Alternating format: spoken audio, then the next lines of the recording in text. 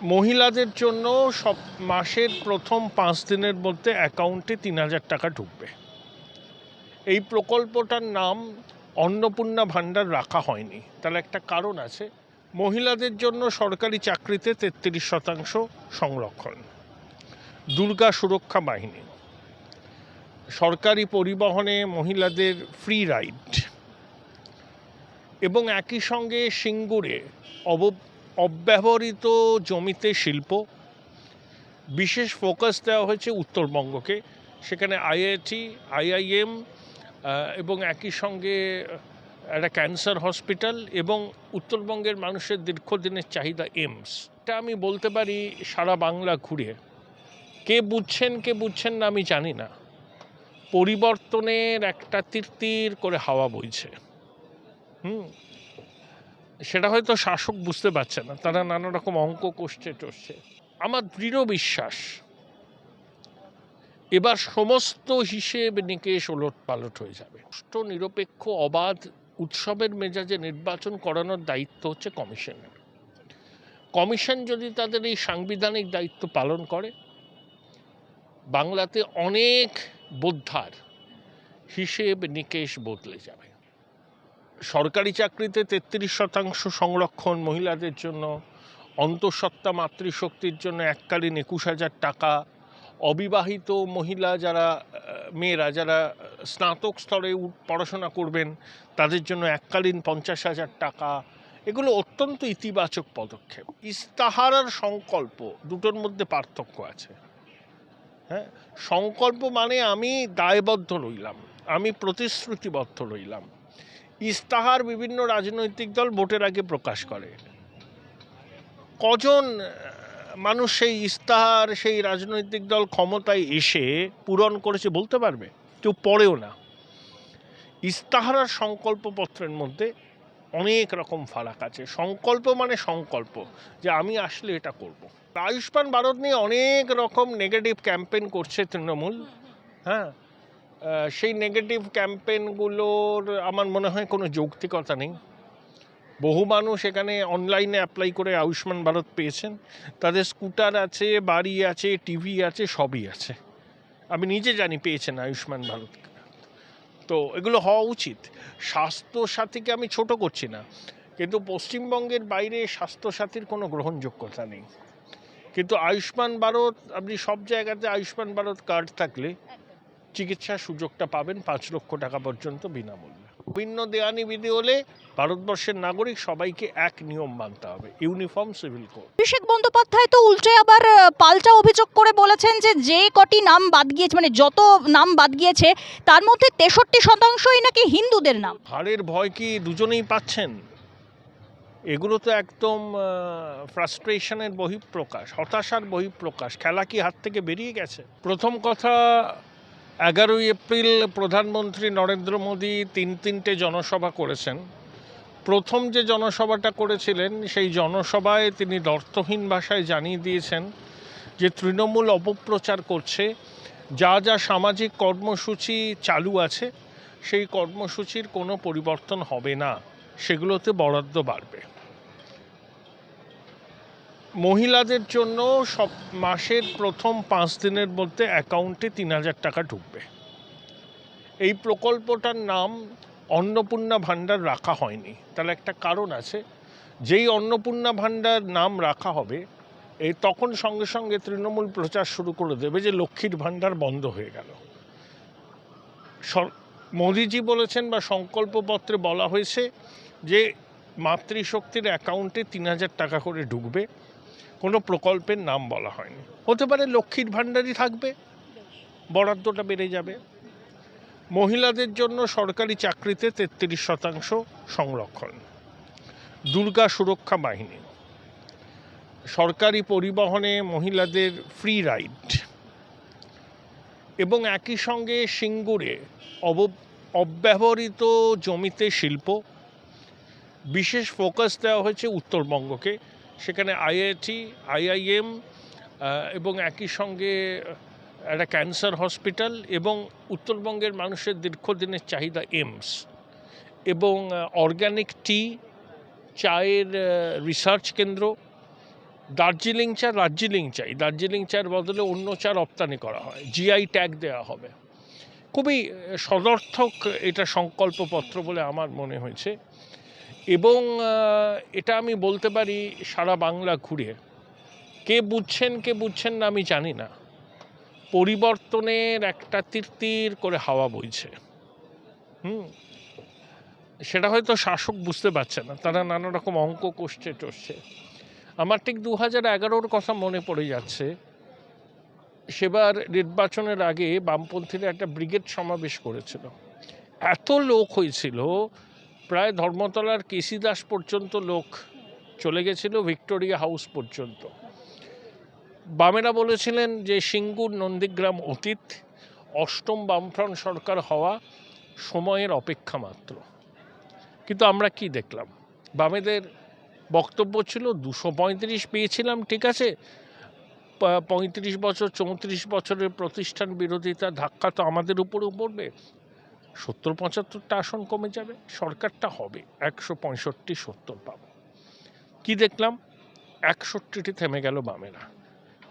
বুদ্ধবাবু যাদবপুরে হারবেন এটা অতি বড় তৃণমূল সমর্থকও কল্পনা করতে পারেনি।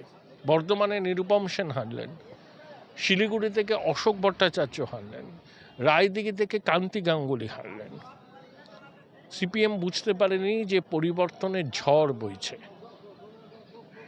তৃণমূলও ভাবছে যে আমাদের আসন কমে, নানা রকম ফিগার, 180, 170। আমার দৃঢ় বিশ্বাস এবার সমস্ত হিসেব নিকেশ ওলটপালট হয়ে যাবে। বিহারে নীতিশ কুমারের পক্ষে যেরকম প্রো ইনকামবেন্সি ভোট হয়েছিল, বাংলাতেও কিন্তু অ্যান্টি ইনকামবেন্সি একটা ঝড় হতে পারে। বিহারে আমরা সেটা লক্ষ্য করলাম কিভাবে, যে বিহারের নির্বাচনটা পিসফুল হলো, ফ্রি অ্যান্ড ফেয়ার, কারোর কোনো অভিযোগ নেই। একটা বুথেও পুনরায় নির্বাচন হয়নি, পুনর্গণনার দাবি কেউ করেনি। বাংলাতে যতই পরিবর্তনের হাওয়া থাক, সেই হাওয়াকে ইভিএম পর্যন্ত পৌঁছানো এবং সুষ্ঠু নিরপেক্ষ অবাধ উৎসবের মেজাজে নির্বাচন করানোর দায়িত্ব হচ্ছে কমিশনের। কমিশন যদি তাদের এই সাংবিধানিক দায়িত্ব পালন করে, বাংলাতে অনেক বোদ্ধার হিসেব নিকেশ বদলে যাবে। এটুকু আমার অন্তত মনে হচ্ছে বাংলা ঘুরে। একই সঙ্গে যেরকমটাই তৃণমূল সরকারের পক্ষ থেকে যেরকম এতদিন পর্যন্ত দেখে এসেছি, যুবকদের জন্য একাধিক ভাতার ব্যবস্থা করা হয়েছে। এদিকে দেখা গেল যে বিজেপির পক্ষ থেকেও ঘোষণা করা হলো যুবকদের 3,000 টাকা করে দেওয়া হবে এবং চাকরির জন্য, কর্মসংস্থানের জন্য বিশেষ জোর দেওয়া হয়েছে।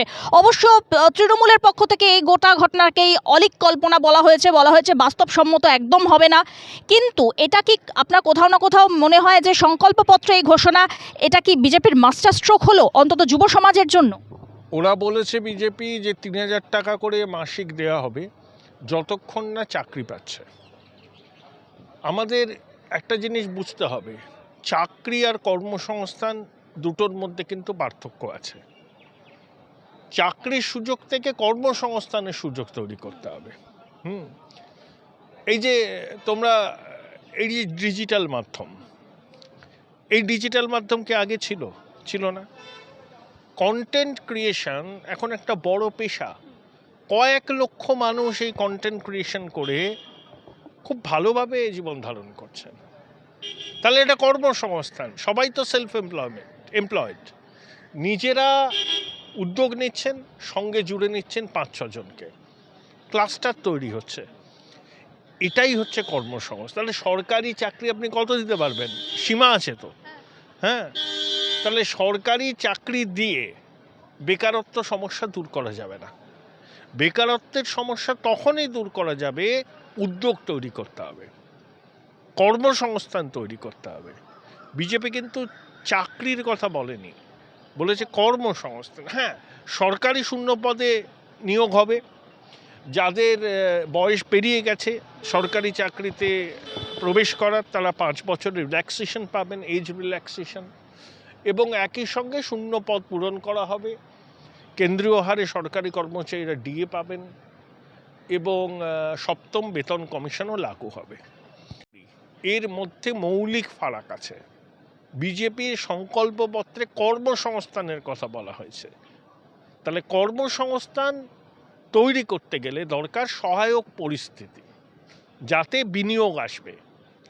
আগে স্বাধীনতার সময় ভারতবর্ষের 100 টাকা রাজস্ব আসলে 12 টাকা আসতো পশ্চিমবঙ্গ থেকে। 78 বছর পর ছবিটা এতটাই মলিন হয়েছে, 100 টাকার মধ্যে ভারতবর্ষের রাজস্বে পশ্চিমবঙ্গের ভাগ 5.5 টাকার কম। তাহলে এই ছবিটা কখন বদলাবে? যখন বিনিয়োগের প্লাবন হবে এবং কেন্দ্রের বিজেপি সরকার বলুন, অন্য রাজ্যে যেখানে বিজেপির সরকার আছে, তারা কিন্তু পরিকাঠামো এবং কর্মসংস্থানকে পাখির চোখ করেছে। পড়োশী উড়িষ্যা কিভাবে এগিয়ে যাচ্ছে, এবং নীতি আয়োগের রিপোর্টে বলছে যে উড়িষ্যার ফিনান্সিয়াল হেলথ ভীষণ সাউন্ড। আমাদের আসাম এগিয়ে যাচ্ছে। একটা কারখানা হলে তাহলে অ্যান্সিলিয়ারি হয়, তাকে কেন্দ্র করে কর্মযজ্ঞ শুরু হয়, এটাই তো কর্মসংস্থান। ওই কারখানায় হয়তো 2000 লোক চাকরি করলো, কিন্তু ওই কারখানাকে ঘিরে যে কর্মকাণ্ড হচ্ছে তাতে 15,000 লোক যুক্ত হলো, এটাকেই কর্মসংস্থান বলে। বিজেপি যদি ক্ষমতায় আসে, এটা আমি নিশ্চিত, তারা পশ্চিমবঙ্গকে উন্নয়নের সড়কে আনতে চেষ্টার কোনো ত্রুটি করবে না। কারণ বিহার জয়, আসাম জয় বিজেপির কাছে খুশির ব্যাপার তো ঠিকই, কিন্তু সবথেকে বেশি খুশি বিজেপি হবে পশ্চিমবঙ্গ জিতলে। কারণ জনসংঘের প্রাণপুরুষ ডক্টর শ্যামাপ্রসাদ মুখোপাধ্যায়ের জন্মভূমি, কর্মভূমি, তার রাজনৈতিক কাজ কর্ম সবই পশ্চিমবাংলা থেকে। এবং সেখানে বিজেপির সরকার মানে ওদের মতাদর্শগত যে অবস্থান, সেই অবস্থানটা পোক্ত হবে। একই সঙ্গে বলা হয়েছে যে অন্তঃসত্ত্বাদের জন্য 21,000 টাকা করে দেওয়া হবে। তো এটা কি দাদা আপনার কোথাও না কোথাও মনে হয় যে একদম প্রত্যন্ত গ্রামীণ ভোট ব্যাংকের ওপরে এর প্রভাব পড়তে পারে? দেখো, এটা খুব ভালো উদ্যোগ। হ্যাঁ, সরকারি চাকরিতে 33% সংরক্ষণ মহিলাদের জন্য, অন্তঃসত্ত্বা মাতৃশক্তির জন্য এককালীন 21,000 টাকা, অবিবাহিত মহিলা যারা মেয়েরা যারা স্নাতক স্তরে পড়াশোনা করবেন তাদের জন্য এককালীন 50,000 টাকা, এগুলো অত্যন্ত ইতিবাচক পদক্ষেপ। এতে কি হবে? বাল্যবিবাহ কমবে, মেয়েদের নিজের পায়ে দাঁড়ানোর ইচ্ছাটা বাড়বে, তারা স্বনির্ভর হতে পারবে। এর সামাজিক অভিঘাত সুদূর প্রসারী এবং এগুলো খুব ইতিবাচক। এই সংকল্পপত্রে যেটা বলা হয়েছে খুবই ইতিবাচক। সংকল্পপত্রের ছত্রে ছত্রে বিজেপির ভিশনটা কিন্তু স্পষ্ট। এটাকে একটা মামুলি ইস্তাহার বললে হবে না। ইস্তাহার আর সংকল্প দুটোর মধ্যে পার্থক্য আছে। হ্যাঁ, সংকল্প মানে আমি দায়বদ্ধ রইলাম, আমি প্রতিশ্রুতিবদ্ধ রইলাম। ইস্তাহার বিভিন্ন রাজনৈতিক দল ভোটের আগে প্রকাশ করে। কজন মানুষ সেই ইস্তাহার সেই রাজনৈতিক দল ক্ষমতায় এসে পূরণ করেছে বলতে পারবে? কেউ পড়েও না। ইস্তাহার আর সংকল্পপত্রের মধ্যে অনেক রকম ফারাক আছে। সংকল্প মানে সংকল্প যে আমি আসলে এটা করব। কৃষি সহায়তার ক্ষেত্রেও বড় সড়ো কথা বলা হয়েছে। এখন বর্তমানে যা কৃষকদের অবস্থা, বিশেষত আলু চাষিদের জন্য বর্তমান বাংলায় অত্যন্ত বলতে পারি যে একটি খারাপ পরিস্থিতির সম্মুখীন তারা হচ্ছে। বাম্পার ফলন হয়েছে, মাঠে পড়ে আলু নষ্ট হচ্ছে, লোকে বস্তা নিয়ে যাচ্ছে বিক্রি করার জন্য, তার দাম বেশি আলুর থেকে। তা আমাদের তো ফুড প্রসেসিং ইউনিট করতে হবে। কোল্ড স্টোরেজ চেন না করতে পারলে সংরক্ষণ করা যাবে না। তাহলে পটেটো চিপস বা ওই ধরনের যে স্ন্যাক্স, সেগুলো উৎপাদনের জন্য তো আলু তো একটা অবশ্য ইনগ্রেডিয়েন্টস, প্রপারলি সংরক্ষণ করতে হবে। কোল্ড স্টোরেজ চেন, তারপরে পিএম বিশ্বকর্মা প্রকল্প খুবই গুরুত্বপূর্ণ। হাতে কলমে কাজ শেখা, সেগুলো আমাদের লাগু নেই এখানে। তাহলে এগুলো বিজেপি ক্ষমতায় আসলে এগুলো করবে এবং সেন্ট্রাল গভর্নমেন্টের স্পেশাল ফোকাস থাকবে পশ্চিমবঙ্গের উপর। এবং বিজেপি সরকার হলে পরে সেই সরকারকে প্রধানমন্ত্রী নরেন্দ্র মোদী দায়বদ্ধ করবেন মানুষের কাছে যে সরকারি এসেছি, মন্ত্রী হয়েছি, গাড়ি নিয়ে নিরাপত্তা রক্ষী নিয়ে ঘুরবো সেটা নয়। তাদেরকে দায়বদ্ধ করবেন মোদিজি পশ্চিমবঙ্গের মানুষের কাছে, কারণ বিজেপি ক্ষমতা আসলে জনগণের আশীর্বাদ নিয়ে আসবেন। তাহলে তাদের দেখাতে হবে ভারতবর্ষের অন্য রাজ্যে বিজেপির সরকার যে কাজ করেছে, বিশেষ করে পরিকাঠামোতে অভাবনীয় কাজ হয়েছে সারা ভারতবর্ষ জুড়ে, যেগুলো চোখে দেখা যায়, তো এখানেও করতে হবে। তাহলেই তো বিনিয়োগ আসবে। শুধু সরকারি বিনিয়োগ নয়, যারা হাত গুটিয়ে বসে আছেন বড় বড় শিল্প প্রতিষ্ঠান, তারাও কিন্তু বিনিয়োগের ঝাঁপিটা এবার উপুর করবেন পশ্চিমবঙ্গে যদি ক্ষমতায় আসে বিজেপি। একই সঙ্গে আয়ুষ্মান ভারত, যেটা পশ্চিমবঙ্গে চালু করতে দেওয়া হয়নি বলা যেতে পারে, তো এবারে যদি পরিবর্তন হয় তাহলে আয়ুষ্মান ভারত ক্যাবিনেট মিটিংয়েই আয়ুষ্মান ভারত চালু হয়ে যাবে। আয়ুষ্মান ভারত নিয়ে অনেক রকম নেগেটিভ ক্যাম্পেইন করছে তৃণমূল। হ্যাঁ, সেই নেগেটিভ ক্যাম্পেইনগুলোর আমার মনে হয় কোনো যৌক্তিকতা নেই। বহু মানুষ এখানে অনলাইনে অ্যাপ্লাই করে আয়ুষ্মান ভারত পেয়েছেন, তাদের স্কুটার আছে, বাড়ি আছে, টিভি আছে, সবই আছে। আমি নিজে জানি পেয়েছেন আয়ুষ্মান ভারত। তো এগুলো হওয়া উচিত। স্বাস্থ্যসাথীকে আমি ছোট করছি না, কিন্তু পশ্চিমবঙ্গের বাইরে স্বাস্থ্যসাথীর কোনো গ্রহণযোগ্যতা নেই। কিন্তু আয়ুষ্মান ভারত, আপনি সব জায়গাতে আয়ুষ্মান ভারত কার্ড থাকলে চিকিৎসার সুযোগটা পাবেন 5 লক্ষ টাকা পর্যন্ত বিনামূল্যে। ধর্মাচরণের স্বাধীনতা, তার জন্য আইন প্রণয়ন, এটা কতটা গুরুত্বপূর্ণ বলে ভাবেন? অভিন্ন দেয়ানি বিধি সময়ের চাহিদা। সংবিধান যখন প্রণয়ন হয়েছিল তখনই বলা হয়েছিল যে অভিন্ন দেয়ানি বিধি চালু করতে হবে। বিজেপি শাসিত রাজ্যে হয়েছে, সারা দেশেও হবে। এটা বিজেপির এজেন্ডা এখনও ফুলফিল হয়নি এবং ওরা ওটা করবে। অভিন্ন দেয়ানি বিধি সবার জন্য এক, কোনো পার্সোনাল লফয়ের কোনো অস্তিত্ব থাকবে না। মুসলিমদের জন্য এক, হিন্দুদের জন্য এক। অভিন্ন দেয়ানি বিধি হলে ভারতবর্ষের নাগরিক সবাইকে এক নিয়ম মানতে হবে, ইউনিফর্ম সিভিল কোড। এদিকে দেখতে পাচ্ছি যে ভবানীপুরে রীতিমতো সাধু সন্তদের ওপরে আক্রমণ। ভবানীপুরে 70 নম্বর ওয়ার্ডে একটি গুরুত্বপূর্ণ ঘটনা ঘটে গেছে, যার নিন্দায় সরব হয়েছেন বিরোধী দলনেতা শুভেন্দু অধিকারীও। কি বলতে চান, কিভাবে দেখছেন এই গোটা বিষয়টিকে? প্রথম কথা হচ্ছে, দিদিমণি একেবারেই খুব স্বস্তিতে নেই ভবানীপুরে। তিনি যদি স্বস্তিতে থাকতেন এত সব তামঝাম করার দরকার হতো না, বারবার বলতে হতো না যে 1 ভোট হলেও আমি জিতব। হয়তো মনের ভিতরে তার কোনো ভয় কাজ করছে। এসআইআরের পরে ভবানীপুরের কম্পোজিশনটাই তো বদলে গেছে। তৃণমূল যে ওয়ার্ডগুলো থেকে লিড পায় সে ওয়ার্ডে ভোটার সংখ্যা কমেছে। ভবানীপুরে 8টা ওয়ার্ডের মধ্যে 5টায় বিজেপি এগুয়ে, তৃণমূল বাকি 3টে। মুসলিম অধ্যুষিত ওয়ার্ডগুলো থেকে তৃণমূলের ব্যবধান হিন্দু অধ্যুষিত ওয়ার্ডগুলো থেকে বিজেপির ব্যবধানকে ছাপিয়ে যায়। হাজার নাম বাদ গেছে। মুখ্যমন্ত্রীর কেন্দ্র, লড়াইটা খুবই কঠিন মমতা ব্যানার্জির পক্ষে। তাও তিনি মুখ্যমন্ত্রী, ওখানকার মেয়ে, ওখানেই বড় হয়েছেন, পাড়া চেনেন, অলিগলি চেনেন, মানুষকে চেনেন, বাড়ির কড়িবরকা চেনেন। এইটুকুই মমতা বন্দ্যোপাধ্যায়ের অ্যাডভান্টেজ। কিন্তু 2011-এ যাদবপুরে যদি বুদ্ধবাবু পরাজয়ের মুখে পড়তে হয়, সবই সম্ভব রাজনীতিতে। হ্যাঁ, কোনো কেন্দ্র কারুর কোনো গড় নয়। জনদেবতা যাকে আশীর্বাদ করবেন তিনি শেষ পর্যন্ত বিজয়ী হবেন। তবে অভিষেক বন্দ্যোপাধ্যায় তো উল্টে আবার পাল্টা অভিযোগ করে বলেছেন যে কটি নাম বাদ গিয়েছে, মানে যত নাম বাদ গিয়েছে তার মধ্যে 63%ই নাকি হিন্দুদের নাম। সে ভুলভাল ন্যারেটিভ তৈরি করা। নির্বাচন কমিশন যাদের নাম বাদ গেছে তাদের নামের পাশে কোনো তাদের কি ধর্ম সেটা লেখেনি। 58 লক্ষ এমনি বাদ গেছিল, মৃত, অ্যাবসেন্ট, স্থানান্তরিত একাধিক জায়গায় নাম আছে। আর 5 লক্ষ শুনানিতেই আসেনি, 63 লক্ষ। আর বাকি 27 লক্ষের মধ্যে 65% শোনা যাচ্ছে মুসলমান নাম, আর 35% হিন্দু। তাহলে কি করে বলছেন উনি 63% হিন্দু নাম বাদ গেছে? আর কোত্থেকে তিনি এই তথ্যটা পেয়েছেন? ধর্মের ভিত্তিতে কি কমিশন দিয়েছে? আমরা 27 লক্ষের মধ্যে 65% কেন বললাম?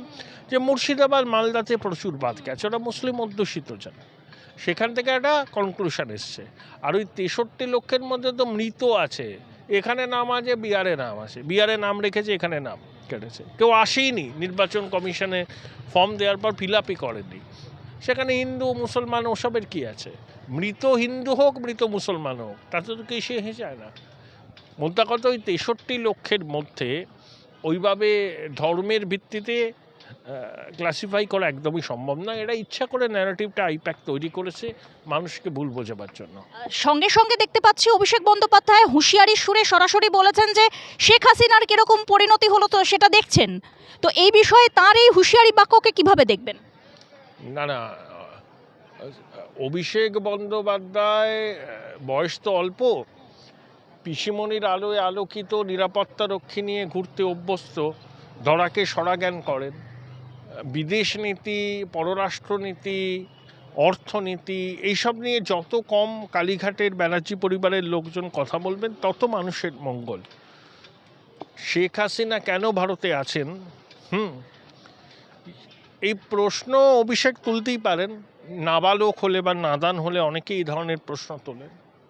বাংলাদেশ আমাদের প্রতিবেশী, 4200 কিলোমিটার সীমান্ত আছেন। শেখ হাসিনা বাংলাদেশ থেকে আশ্রয় নিয়েছেন এখানে। বাংলাদেশের সৃষ্টির পিছনে ভারত সরকারের ভূমিকা ছিল। আওয়ামী লীগ এবং বাংলাদেশের শাসকদের সঙ্গেও ভারতের সুসম্পর্ক। তাহলে শেখ হাসিনাকে আমরা বাংলাদেশে ফেরত পাঠিয়ে দেব যেখানে যার ন্যূনতম নিরাপত্তা নেই? আর শেখ হাসিনার সঙ্গে ভারত সরকার এবং ভারতের রাজনৈতিক নেতৃবৃন্দের সুসম্পর্ক আছে, বিজেপি নেতৃবৃন্দেরও আছে, কংগ্রেসেরও আছে। এটা একটা বিদেশ নীতির বিষয়। বিদেশ নীতিকে নির্বাচনী রাজনীতিতে নিয়ে আসা একদমই উচিত নয়। এই জন্যই বলি নাবালক, একেবারেই নাদান। পটর পটর করে হিন্দি ইংরেজি বলতে পারলেই কেউ যদি মনে করে যে সব বিষয়ে টিপ্পনী করার তার একটা সহজাত ক্ষমতা বা অধিকার জন্মেছে, সেটাকে মূর্খের স্বর্গে বাস করা ছাড়া কিছুই বলা যায় না। এছাড়াও একটু আগেই যেরকমটাই চর্চা হচ্ছিল লক্ষ্মীর ভাণ্ডার নিয়ে, সেখান থেকে সাঁইথিয়া থেকে অভিষেকের একটা বক্তব্য আমি তুলে ধরছি। 500 টাকার লক্ষ্মীর ভাণ্ডার সাধারণ পরিবারের জন্য 1500 টাকা, তফসিলিদের জন্য 1700 টাকা। যারা 1700 পাচ্ছেন তারা এক বছরে 20,400 টাকা পাচ্ছেন। মমতা বন্দ্যোপাধ্যায় সরকার চতুর্থবার তৈরি হবে। 26 থেকে 31-এর মধ্যে 1000, 2000, 3000, 5000, 10,000 নয়, বছরে 1,02,000 টাকা আপনার অ্যাকাউন্টে ঢুকবে, সরাসরি তৃণমূল সরকার দেবে। তার এই মন্তব্যের ওপরে কি বল? কোথায় এরা বলেছে প্রত্যেকে টাকা পাবেন? আসলে মরিয়া হয়ে গেছে, বুঝতে পারছে যে হাওয়াটা তো ভালো নয়। এখন যা তা প্রতিশ্রুতি দিলে তো আর মানুষ এগুলোকে গ্রহণ করবে না। মানুষকে বোকা ভাববেন না, মানুষ সব বোঝে। আর লক্ষ্মীর ভাণ্ডার কোনো দয়ার দান নয়, ওটা একটা সরকারি প্রকল্প। এখন উনি বলছেন 1 লক্ষ টাকা করে ঢুকবে, টাকাটা কে দেবে? উনি ঋণ করবেন, পরিকাঠামোয় উন্নয়ন হবে না, সরকারি চাকরি হবে না, শুধু ভাতা দেবেন। এই জন্যই বলি না নাবালক। হারের ভয় কি দুজনেই পাচ্ছেন? এগুলো তো একদম ফ্রাস্ট্রেশনের বহিঃপ্রকাশ, হতাশার বহিঃপ্রকাশ। খেলা কি হাত থেকে বেরিয়ে গেছে? না হলে এই সমস্ত অবাস্তব দাবি দেওয়া করার তো কোনো মানেই হয় না। একই সঙ্গে ভোটাধিকার 1 মাসের মধ্যে ফেরত পাবেন তৃণমূল সরকার ক্ষমতায় আসার পর। এসআইআরে যাদের নাম বাদ গিয়েছে তাদের উদ্দেশ্যে বলেছেন অভিষেক। সে তো ট্রাইব্যুনাল যবে কাজ শেষ করবে তবে হবে। এখানে আবার তৃণমূল সরকারের একটি ভূমিকা আছে। ট্রাইব্যুনাল করবে, আদালত করবে, কলকাতা হাইকোর্ট করছে, অবসরপ্রাপ্ত বিচারপতিরা আছেন। এখানে সরকারের কোনো তো ভূমিকা নেই। এগুলো হচ্ছে লোককে ভুল বোঝানোর কৌশল, বুঝিয়ে যাচ্ছেন। মানুষ এগুলো নেবে না। শেষ প্রশ্ন থাকছে দাদা, সেটা হচ্ছে যে ভবানীপুরের একাধিক জায়গায় সরাসরি শুভেন্দু অধিকারীর নামে পোস্টার পড়েছে, এবারে পাঁঠা বলি হবে। এগুলো নোংরামি। এই সংস্কৃতি বাংলায় তো ছিল না। 4ঠা মের পরে ভবানীপুরের মানুষ সমস্ত অপপ্রচার কুৎসার জবাব দেবে বলেই তো অনেকে মনে করছেন। 4ঠা মে পর্যন্ত অপেক্ষা করতে হবে।